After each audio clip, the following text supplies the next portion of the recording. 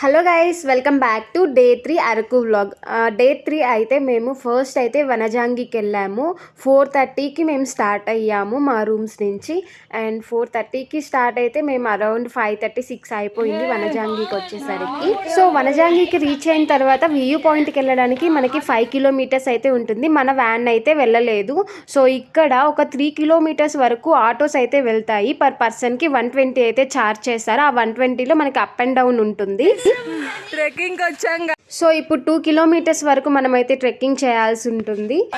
సిగ్గుపడతాండు వినా. అరే పిల్లోడా, ఇంకా ఎంత దూరం ఉందంటే రిప్లై ఇస్తలేడు. తెలుగు రాదా? వచ్చు తెలుగు ఆంటీ వచ్చేస్తిర్రే, కొద్దిగా ఉన్నది అంతే.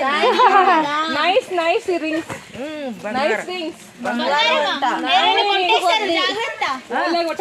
అట్లా నైస్. సో ఎర్లీ మార్నింగ్ కదా, ఏం తినలేదు, ఆకలేస్తుంది ఒక సైడ్. అండ్ వర్షం కూడా చిన్నగా వస్తూనే ఉంది, మంచు పడుతూ ఉంది. సన్ రైజ్ అయితే వచ్చేలాగా కనిపించట్లేదు, సన్ రైజ్ అయితే రాలేదు కూడాను. సో అదే వ్యూ పాయింట్ని ఎంజాయ్ చేసి వచ్చాము గైస్ మేము. మాకైతే ఈ ఎక్స్పీరియన్స్ కూడా నచ్చింది.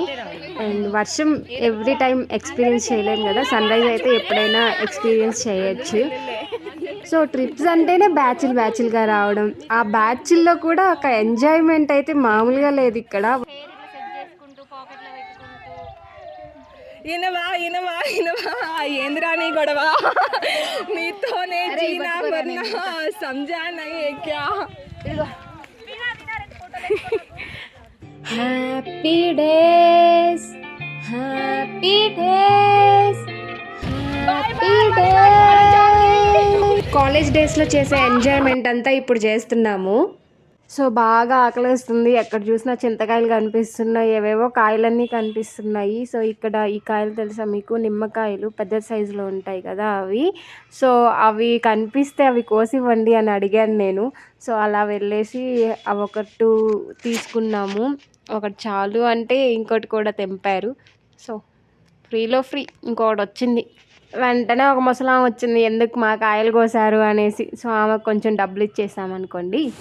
నెక్స్ట్ అయితే Kothapalli waterfalls. So third day అయితే అన్నీ పర్ఫెక్ట్గా అన్నీ కుదిరాయండి చూడడానికి. సో కొత్తపల్లి వాటర్ ఫాల్స్ కూడా అమేజింగ్గా ఉంది, చాలా అంటే చాలా బాగుంది. మేమైతే తడవలేదు, ఎందుకంటే ఫస్ట్ 2 days వర్షంలో తడిచాము అండ్ వాటర్ ఫాల్స్లో కూడా తడిచాము. సో కొత్తపల్లి వాటర్ ఫాల్స్కి కూడా మనకి ఎంట్రీ టికెట్ ఉంది, ఎగ్జాక్ట్గా గుర్తులేదు, 50 రూపీస్ ఆర్ 100 రూపీస్ అనుకుంటాను. సో ఇది కూడా వర్తేనండి, 50 రూపీస్ 100 రూపీస్ కట్టినా కూడా బాగా మంచిగా ఎంజాయ్ చేయొచ్చు, చాలా టైం కూడా స్పెండ్ చేయొచ్చు ఇక్కడ. సో నేచర్తో స్పెండ్ చేయడానికి చాలా తక్కువ టైమే వస్తుంది మనకి, ఎంజాయ్ చేయాలి వచ్చినప్పుడే.